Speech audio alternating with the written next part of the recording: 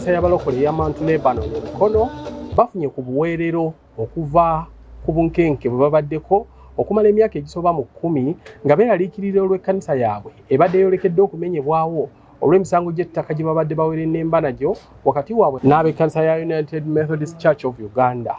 Bano bazze basindana mu misango egy'enjawulo ng'ogusembyeyo ogwawaabwa mu mwaka gwa 2023 ng'ekkanisa ya Mount Lebanon ewawaabirwa n'abantu abalala 7 okuli Lawrence Mukasa, Difas Kabugo, Robert Semfuma, omuwandiisi w'ebyapa muyite Register of Titles, Rebecca Kibulire Mukasa wamu ne Elizabeth Nabeta nga gubadde mu maaso g'omulamuzi wa kkooti enkulu e Mukono Jacqueline Monda.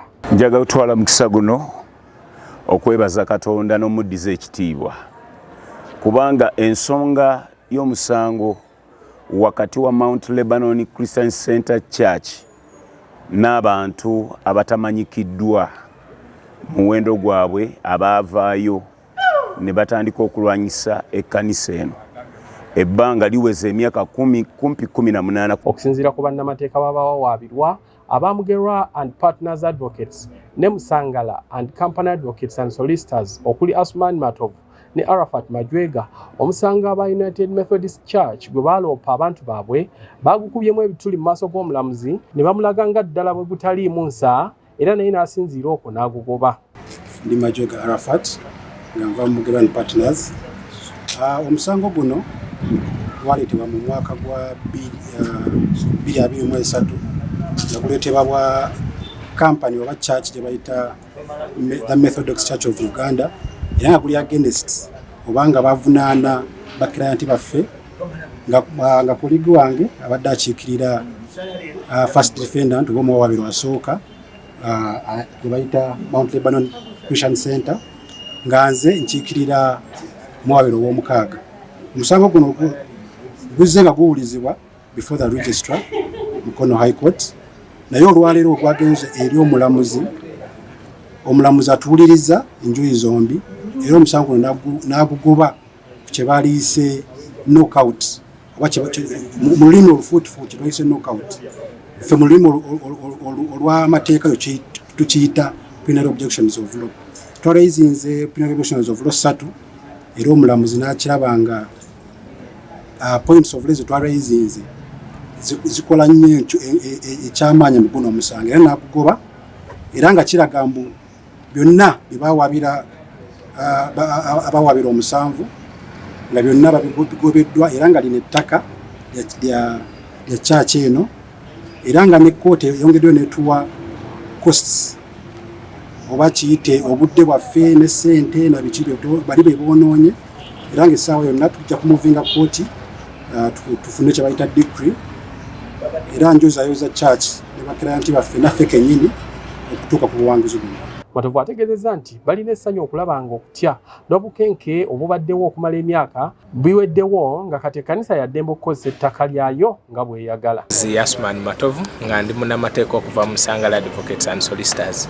Ffe nga bannamateeka tuli basanyufu olw'obuwanguzi bwe tufunye olunaku olwaleero nga bugenda eri Mount Lebanon, Matovu Lawrence n'abalala be tubadde tuwolereza mu musango gw'abateebwako United Methodist Church of Uganda. Lukedde olwaleero nga olunaku olulala ne twapiyalinga mu maaso g'omulamuzi wano mu kkooti y'e Mukono naye naffe tubadde tetukisuubira naye bwe tutuusa awo tulina ensonga ze turaisinze ez'enkizo ezirabika nti zikwatira ddala ku musango guno okulabika nti tegweyongerayo okujjako ng'ebintu ebimu bitereezeddwa. Ebintu bino bye biriwa mu mateeka babiyita preliminary objections. Tugenza okizuula nga omuwaabi w'omusango guno abantu abamu representing oba abakiise be ate si be balabika ku mpapula ze tusuubira eziva mu Uganda Registration Services Bureau era wabaddewo contention yawo wakati w'omulamuzi ne pulida wa saidi eri ng'abuuza bano olukusa balujjawa okulabika nti bawolereza plaintiff oba United Methodist Church of Uganda. Weewaawo naye agezezaako okudefendinga waliwo company form 20 naye ekiseera mwe baatera omusango obukakafu obubaali tebabuleese mu kkooti n'ebintu ebirala biraga nti waliwo okukyusa erinnya lino okuva mu United Methodist Church of Uganda okudda mu Methodist Church in Uganda so bibaddeawo nga bibuzaabuza. Nsuubira omulamuzi kwasinzidde okulabika nti agamba abantu bano baddeyo beetereze okusinziira ku mpaaba gye baateekayo mu kkooti. So nga bannamateeka okuva mu Musangala Advocates ne Mugerwa and Partners tuli basanyufu olw'okuba nti bakiraanti baffe bafunye obuweerero bafunye obuwanguzi era tekinikali kitegeeza omusango teguliiwo omusango teguyimirirawo era baddembe okukozesa ekifo kino okuggyako nga bali eri basazeewo maybe okwagala okuddamu okuddukira mu kooti naye ate weetuli okulabika nti tugezaako okuweesa bakiraanti baffe obwenkanya kuba bo tusuubira nti ekifo bakirimu mu butuufu era mu mateeka gaakyo. Abamu kubakkiriza mu kkanisa eno bategeezezza nti babaddenga mu kutya naddala olw'ensala yaweebwa kkooti gye buvuddeko ng'omulamuzi alagira ekkanisa eno emenyebwewo mu nnaku 7 ettaka liweebwe aba United Methodist Church wadde ng'ate ab'ekkanisa ya Lebanon baajulira era omusango ne bagusinga.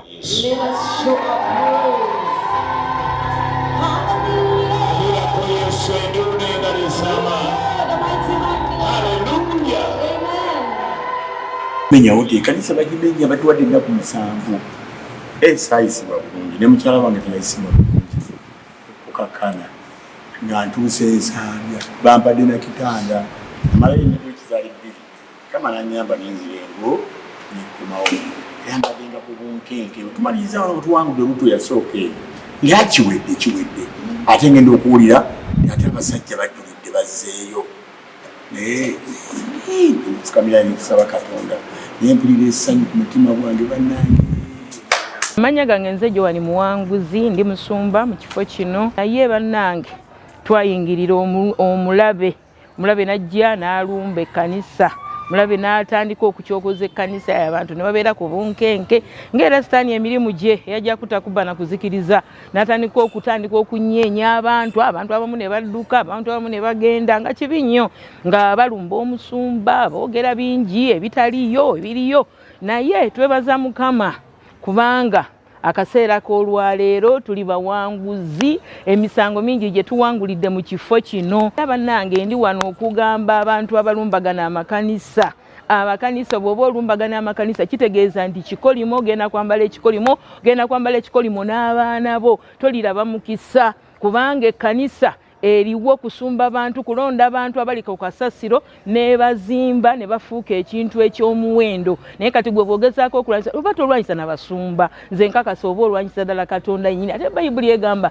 tokomanga ku oyo Mukama gwe yafukako amafuta kati nkuwa amagezi gwe abadde agenda okikola abadde agenda okitandika tokikola kubanga ogenda kwambala kikolimo mu linnya lya Mukama waffe Yesu. Tuli basanyufu nze mmanyi ebyo bibadde mpewo omulabe omanyi ajjanga munene nnyo ng'atiisatiisa naye mu byonna abeera mpewo kubanga ye tabeera na nsibuko naye Katonda waffe yalina ensibuko era tubeera tubawangula mu omusaayi gw'omwana gw'endiga. Bannange Mukama abawe nnyo omukisa tusanyuse nnyo. Haleluya haleluya haleluya. Nze Mugabi NS4 Sina omusuubuze mukono wano nebaza obuwanguzi bwe tutuuseeko olwaleero nebaza nga Mount Lebanon obuwanguzi bwe tutuuseeko leero bannange Mukama atuwadde omukisa buno buwanguzi bw'amaanyi okubanga kyaki yaffe ewangula emisango gino egirudde nga gitwetolooza tuli ku bunkenke ng'abakkiriza nga mu butuufu nze ng'omuntu nga mpulira bubi nnyo ku bintu bino ebibadde bitambula nti kyaki yaffe simanya aweere bangi bwa bingi bikoze bitya.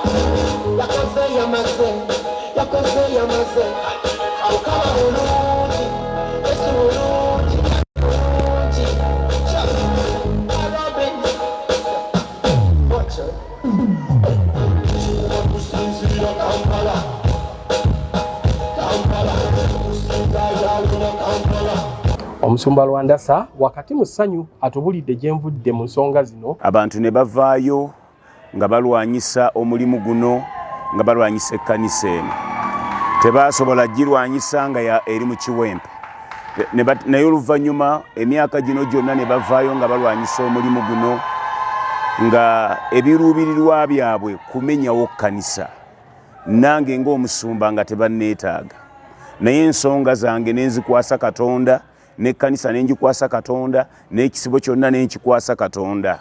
Njagala kwebaza Katonda nti abantu bonna baategeera omusango gwawangulwa era omusango ate ne baguddamu buto ne baddamu ne bateekayo ebisango sanga ebiralalala ne bajja nga bateekateekayo ebisango era nga bakakanyadde emitima gyabwe naye olunaku lwaleero ng'ennaku z'omwezi 26 omusango ku luli bawawabira nze naye ku luno bawawabira abantu abasukka mu 7 ne bawawabira abantu 7 buli muntu yenna eyali abaddeko ku ttaka lino emyaka gyonna ne bamugjayo naye neebaza Katonda nti olunaku lwaleero ekkooti ya Uganda High Court ey'emukono olwaleero omusango guno egugobedde ddala obutaddiramu ddala kukomawo nate mu kkooti. Abakkiriza bano nabo boogeddeko naffe ne batubulira essanyu lye bawulira. Nze omusumba Semusu Stephen, nze nkulembera abasumba baffe aba Peace and Unity Pastors Destiny Forum, nze chairman mu Greater Mukono. Naye olunaku luno olwaleero tuli mu kujaguza, tuli mu kujaganya, tuli mu kwebaza Katonda kubanga Katonda akitukoledde oluvannyuma lw'ebbanga ddene nga tulindirira. Terubadde lugendo lwangu, lubadde lugendo olunene olw'okulindirira, olugendo lubaddemu ebifunvu, olugendo lubaddemu ebisiriko, olugendo lubaddemu ensozi. Naye olwaleero we twogerera nga Katonda amaze nga Mountain Balloon atuwanguza olutalo lwe tubadde tuyitamu olw'ettaka. Byasooka nga byakusaaga ne bifuuka ebya siriyaasi nga abantu beesibye ku ttaka lyaffe nga bagamba nti lyabwe. Ng'ebyo byonna bigenda maaso mu Uganda, omuntu wayinza okuvaayo n'agamba nti wano wawe, omuntu wamaze emyaka 10, omuntu wamaze emyaka 5, oli avaayo n'agamba nti nina n'ebiwandiiko byawo. Erinnya Kabuusu Noah. Neebaza Mukama olw'olunaku lwaleero kubanga Mukama akitukoledde kyetubadde nga tulindirira obwedda. Twebaza Mukama ku lwa Bishop waffe Samuel Wandasa wamu ne Mountain Balloon family kubanga tutuuse ku buwanguzi olunaku lwaleero. Twali tukirindirira kuva dda naye Mukama akitukoledde. Njagala nnyo okwebaza balooya mukoze omulimu gw'amaanyi, bamusangala advocate ne balooya abalala mwenna abayimirirawo ku lwa community ne ku lw'abantu. Ekkanisa ng'eno ne mugijjako ekiswalo, balooya mwebale. Bange ebiseera ebisinga obungi abantu bateeka ebintu ku balooya baga nti balooya babaliddemu enkwe, naye balooya baffe mubadde beesigwa eri ffe n'eri Katonda.